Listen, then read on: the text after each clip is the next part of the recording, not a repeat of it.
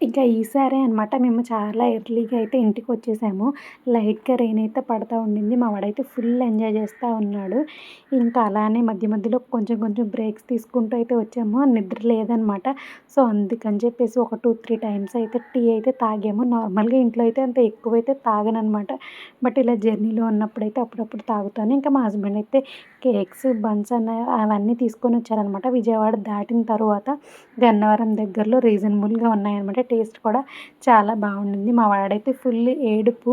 వాడికి స్టీరింగ్ కావాలి అని చెప్పేసి అటు ఇటు మూవ్ చేస్తూ అయితే ఉన్నాడు. బట్ అయితే అలా ఇవ్వకూడదు కదా కిడ్స్‌కి. చూసారా వాడైతే అలా మూవ్ చేస్తూ ఉన్నాడు. ఇంకా నా దగ్గరైతే వచ్చేసాడనమాట. ఇంకా ఫైనల్లీ ఇంటికైతే చేరుకున్నాము.